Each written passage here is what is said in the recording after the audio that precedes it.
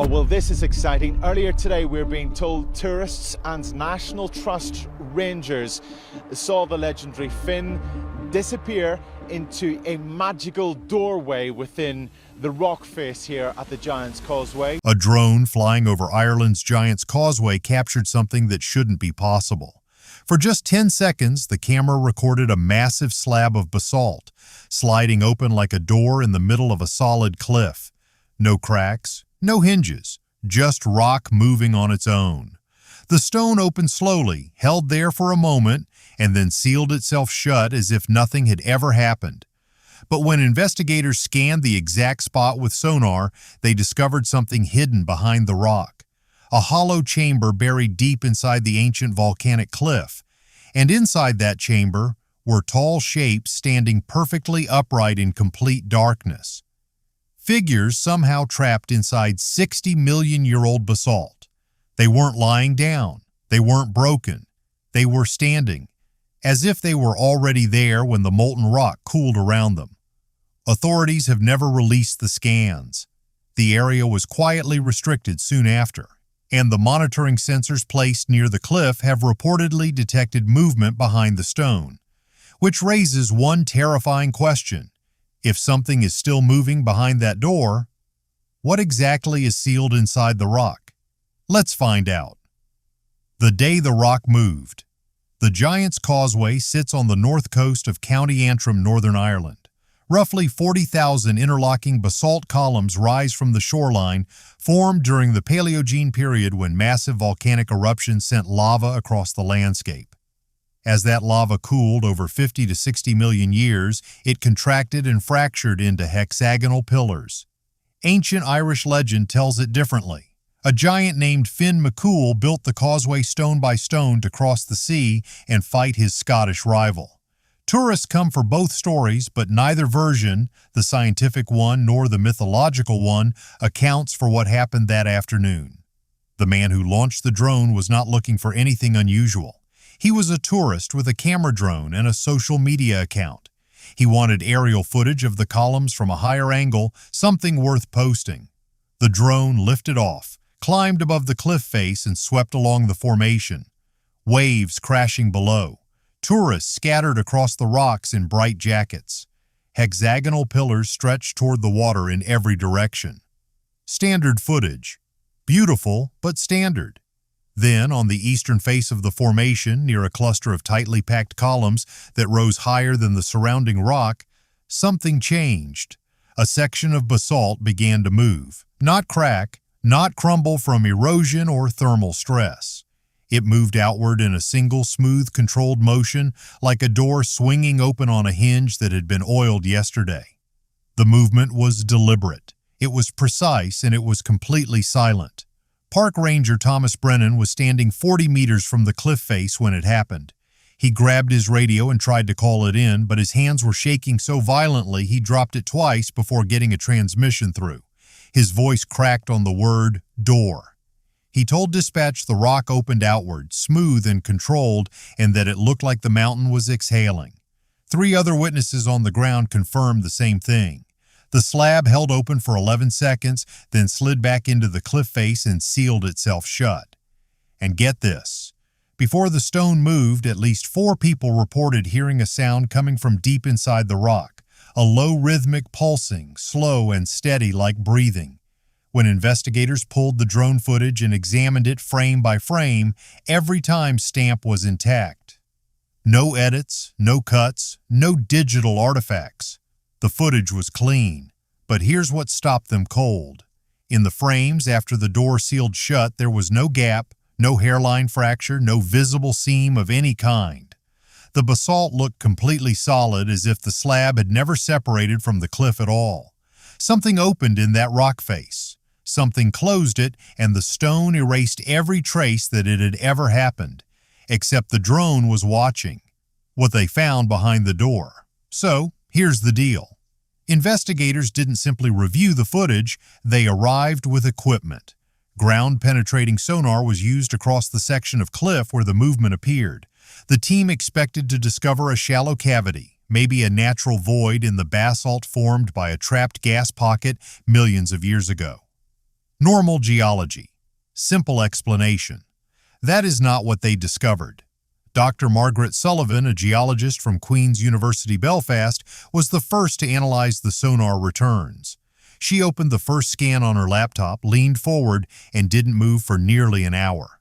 Her assistant brought her coffee. It cooled on the table beside her. When her colleague, Dr. Ronan Gallagher, asked what she was noticing, she raised one hand without looking from the screen and said, "Not yet." The scan showed a sealed chamber behind the basalt wall. That alone would have changed the geological profile of the entire location. But the chamber was not empty. Inside the hollow space, the sonar revealed several tall, narrow, upright shapes. They were positioned in a row, evenly spaced, perfectly still. Their proportions looked humanoid. Shoulders, torsos, what seemed to be heads, but their height surpassed 8 feet, far beyond any known human population, ancient or modern. Dr. Sullivan's colleague, Dr. Ronan Gallagher, leaned over her shoulder to view the screen and immediately stepped away from the table. Here's the twist. Dr. Sullivan ran the scan 3 more times. She changed the equipment. She recalibrated everything. Every pass showed the same image. The figures were real, and their placement inside the chamber suggested one thing she could hardly bring herself to say aloud.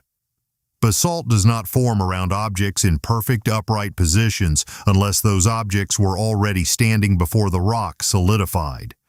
Her voice lowered to a whisper when she said it. These figures were standing when the volcanic material surrounded them.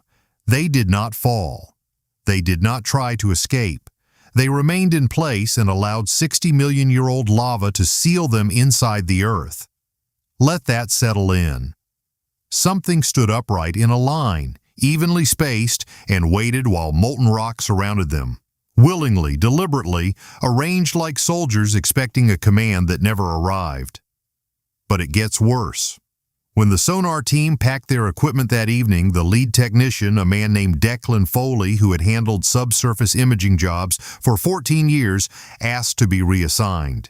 He didn't file a formal complaint. He didn't give a dramatic speech. He simply walked to his supervisor, placed down his headset, and said he wasn't returning to that section of the cliff. When asked for a reason, he said the readings had detected a secondary signal beneath the sonar returns, a faint repeating vibration moving through the rock wall in a slow, rhythmic pattern.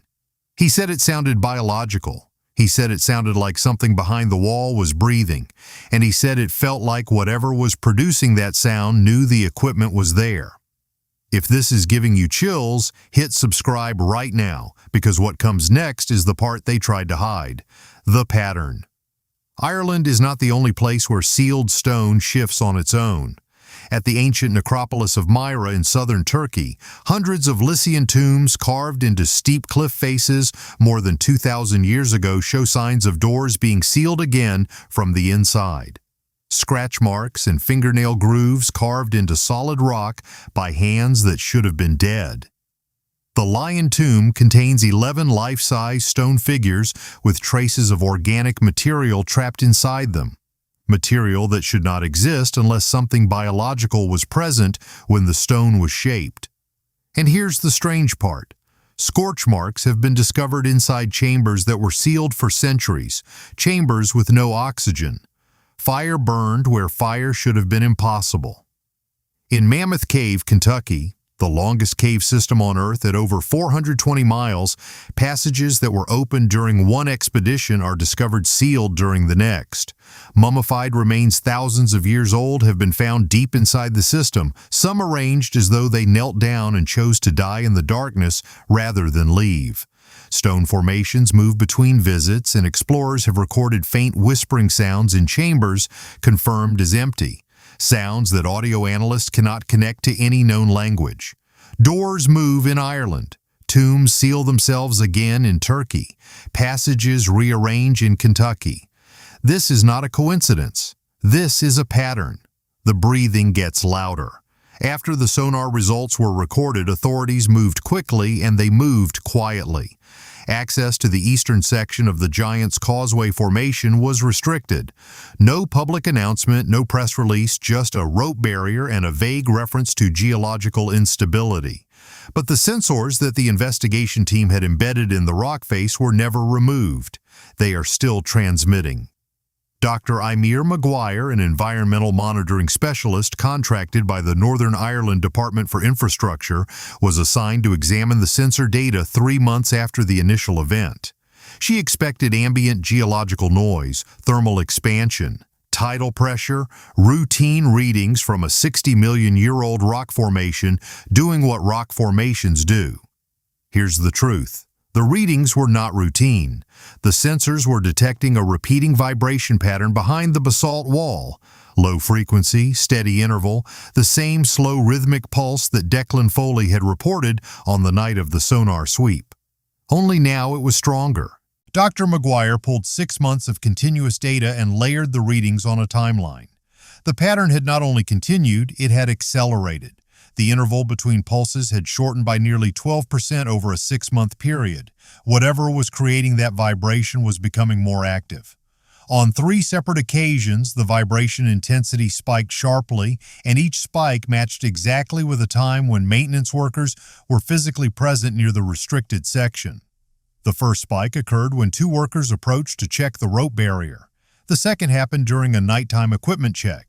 The third was recorded on a morning when a group of tourists wandered past the boundary before being turned back by staff. Dr. Maguire sat with those correlations for 2 days before submitting her report. She told a colleague off the record that the data suggested the vibration source was not passive. It was not geological pressure. It was not a tidal rhythm. The pattern reacted to proximity. Something behind that wall was responding to the presence of people on the other side. She used one word her colleague said she had never heard Maguire use in 15 years of working together. She called it awareness. Think about that. A vibration pattern sealed inside 60-million-year-old rock that grows stronger when humans approach. A rhythm that has been speeding up for 6 months. A stone door that opened once on camera and may have opened dozens of times when no one was watching. The legend of Finn McCool says a giant sleeps beneath the causeway, waiting for the day Ireland needs him again. For centuries, that story was dismissed as mythology, a fairy tale told to tourists between photo stops at the hexagonal columns.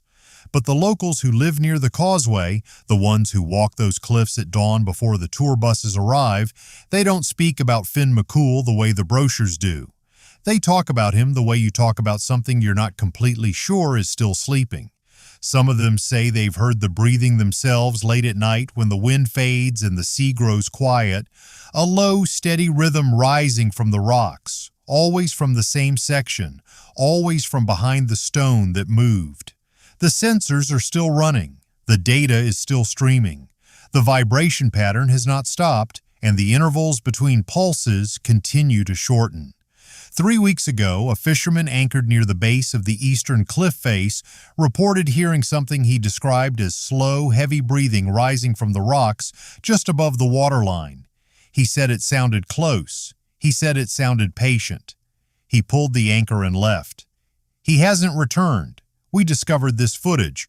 We followed the investigation. We documented what the sonar revealed and what the sensors are still recording. And now you know what we know. But this is only the beginning. There are more sites, more readings, more footage that powerful people have worked very hard to keep hidden. What sleeps beneath the Giant's Causeway, and why is it waking up now? Hit subscribe and turn on notifications because the next discovery makes this one look like the opening act. The stone remembers what we have forgotten, and it is starting to awaken.